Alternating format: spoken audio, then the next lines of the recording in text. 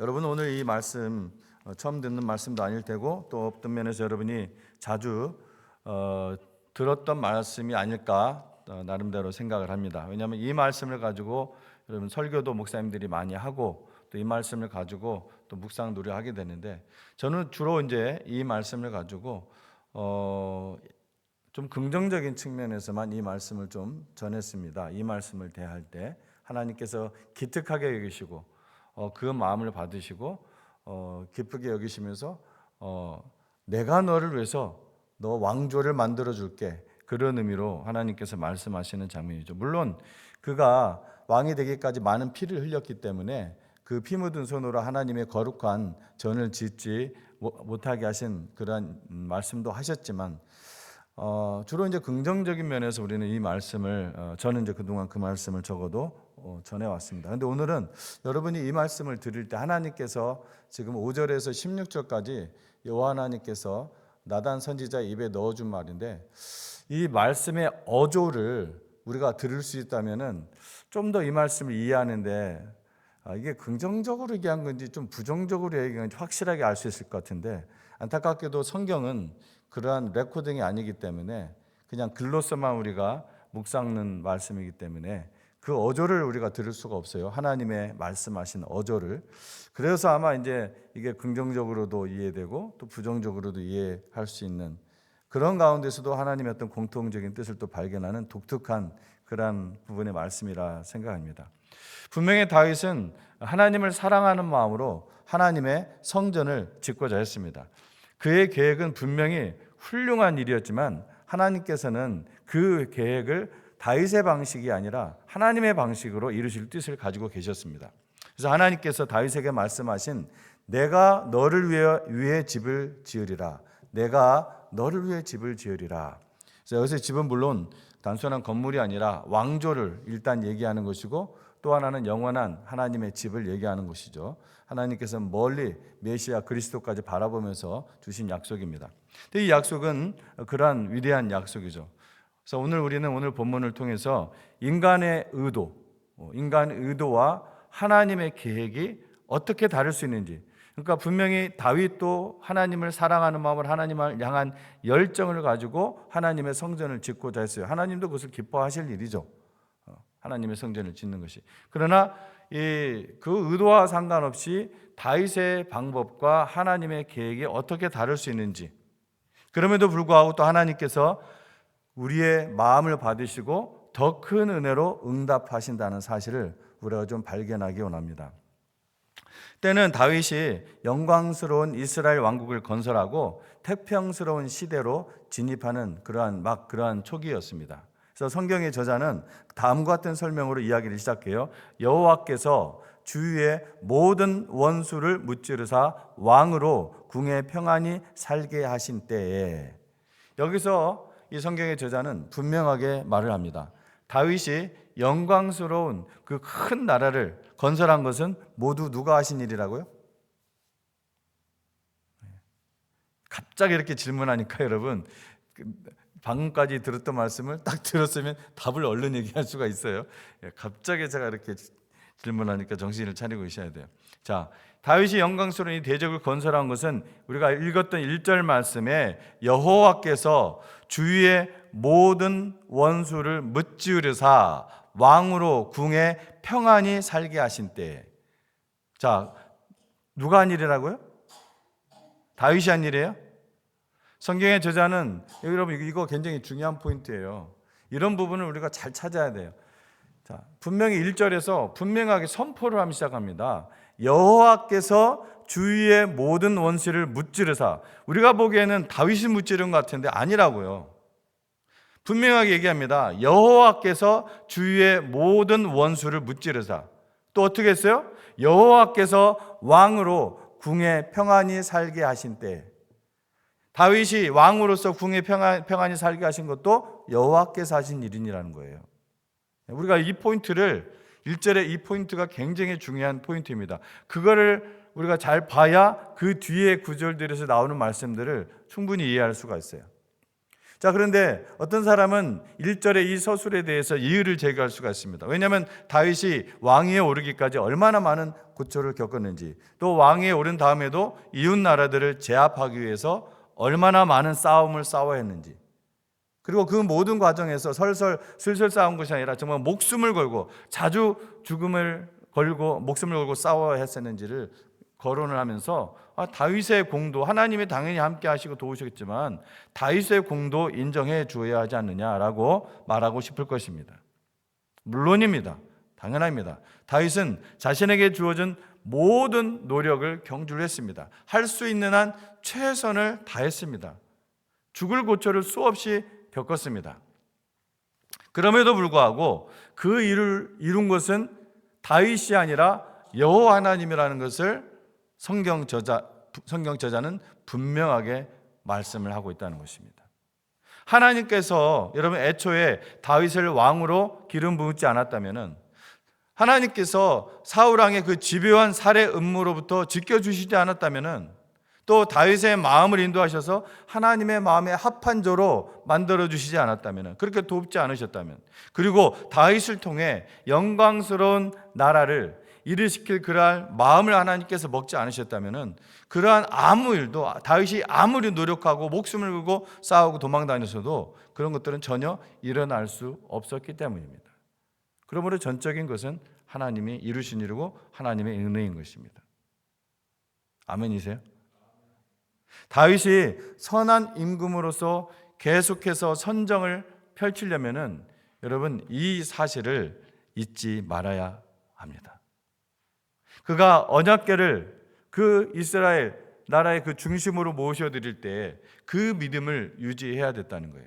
하나님이 함께 하시지 않으면은 제 아무리 큰 일을 하더라도 다만 스스로를 들들 볶는 일 뿐이고 아무 의미 없다는 거, 자기 몸만 고생하는 거예요. 하나님이 함께 하시자면 아무리 이 세상에서 많은 것들을 성취하고 많은 것들을 얻고 벌어들인다 하더라도 그것이 without God의 일이라면은 그건 자기 자신을 그냥 들들 볶는 일 뿐이에요. 아무 의미가 없어요. 또 하나님의 돌보심 안에 있으면은 실패도 두려워할 것이 필요가 없다는 거예요. 그게 바로 우리의 믿음이라는 것입니다. 아멘.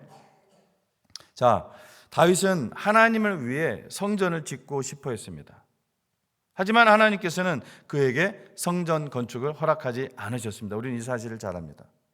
그래서 5절에서 16절은 다윗에게 주신 하나님의 말씀이에요. 우리가 읽었습니다. 그래서 이 말씀 여러분 처음 읽은 것이 아닐 거예요. 근데 우리가 주의 깊게 이 말씀을 읽은 독자라면은 뚜렷한 특징을 하나 발견하게 될 것입니다. 그것은 하나님께서 나는, 나의, 내가, 나를, 이런 표현을 이상할 정도로 많이 사용하고 있습니다. 5절에서 16절에 제가 카운트를 해보니까 한국 성경으로는 24번이 나와요. 24번. 왜 그랬을까요? 지금 이것은 다윗의 무슨 말을 했는지는 성경에 나와 있지 않지만 다윗은 자기도 모르게 자아도취에 빠져서 말끝마다 내가, 나는, 나의, 나를, 이런 말을 반복하고 있었던 것 같아요.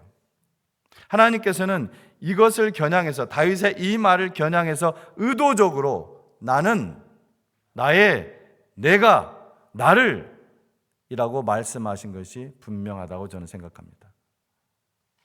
하나님께서는 다윗이 한 걸음 더, 만약 이 상태에서 한 걸음 더 그 방향으로 계속 가면은 하나님께 돌려야 할 영광을 은근히 자기 것으로 차지하고 오직 하나님께 의지해야 할 믿음이 자신의 왕으로서의 권력과 그 지식과 그 군대를 믿는 그러한 죄에 빠질 것을 아주 강력하면서도 또 한편으로는 아주 은혜롭게 막으신 것으로 저는 보입니다.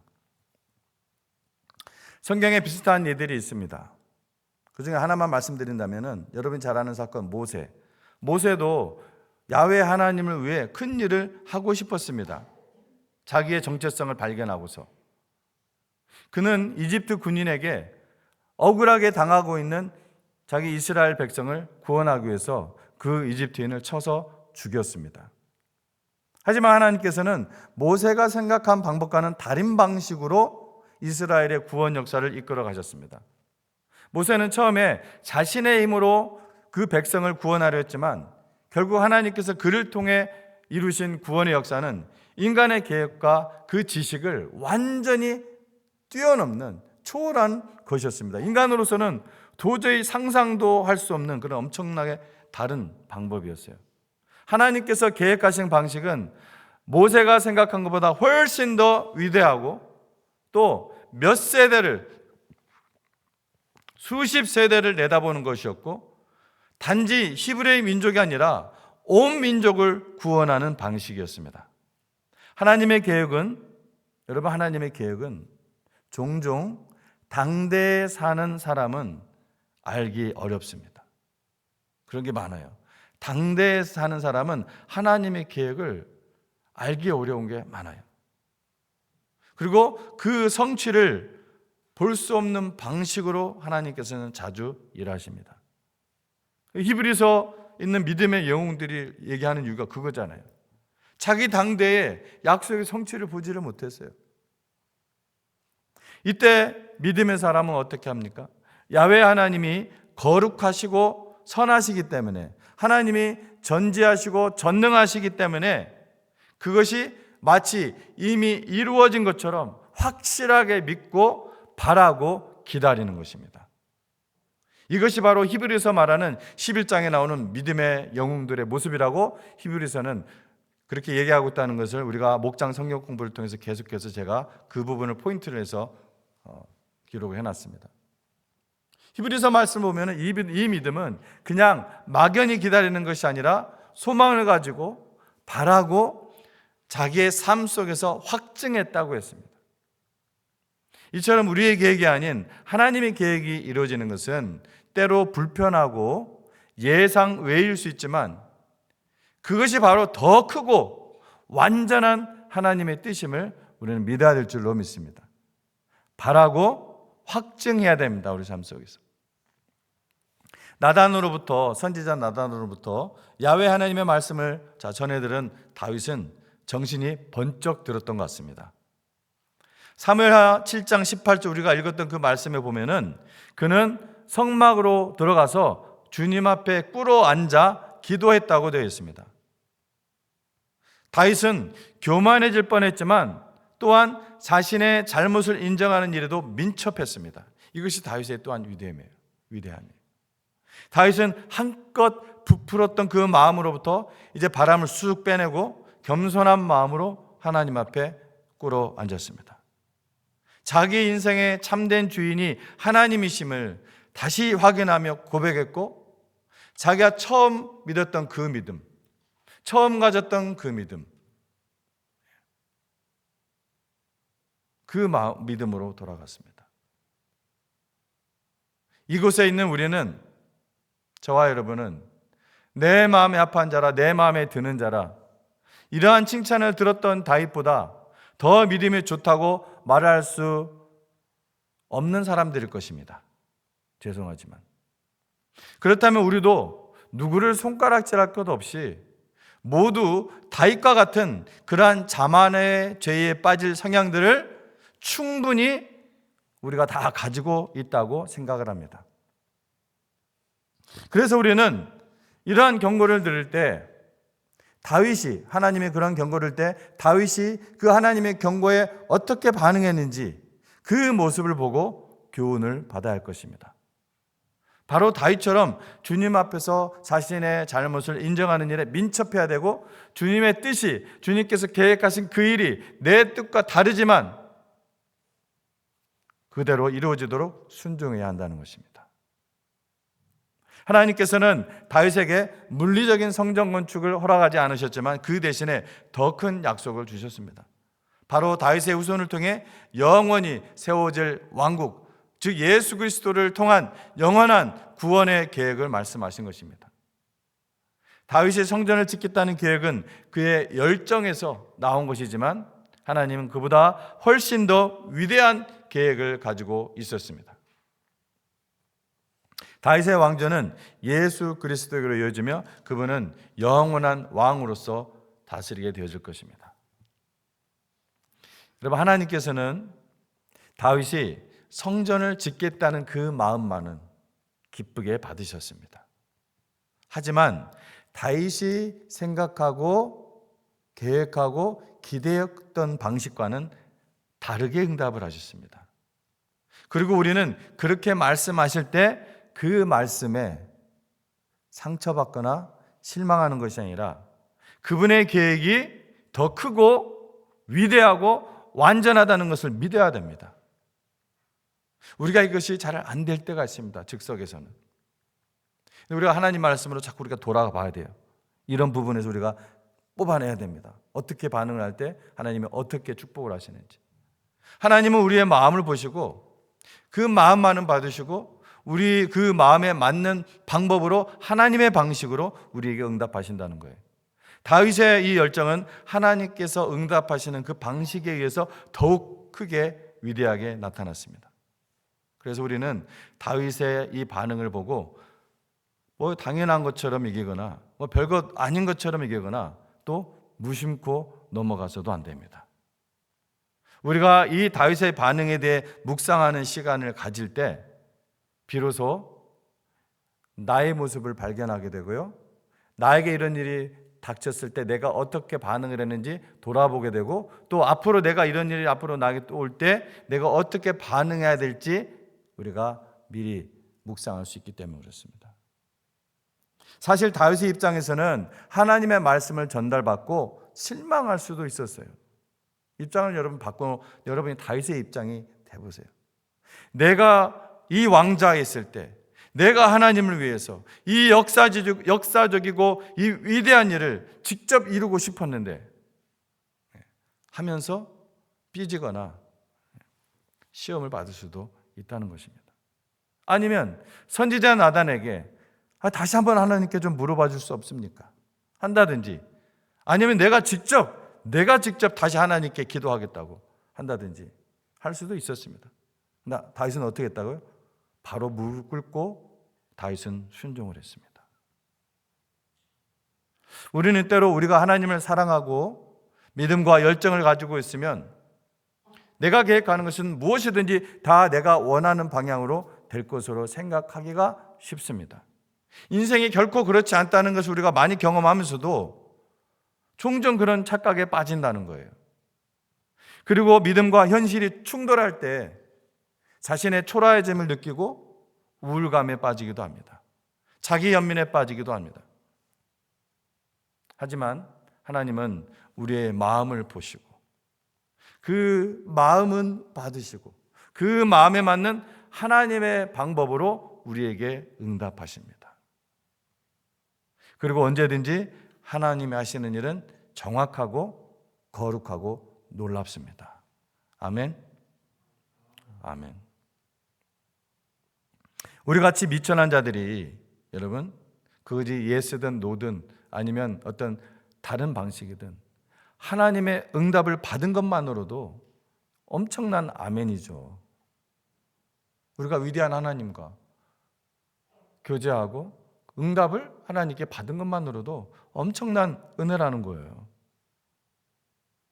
다윗의 열정은 하나님의 계획 속에서 그렇게 정확하고 거룩하고 놀랍게 일어났습니다.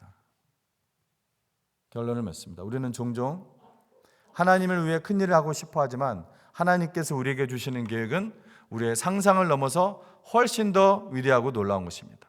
다윗이 하나님을 위해 성전을 짓겠다는 마음을 가지기 전부터 하나님은 그보다 더 큰 계획을 가지고 계셨습니다. 우리가 무엇을 하든지 하나님은 우리의 마음은 받으시고 더 큰 계획을 이루어 가십니다.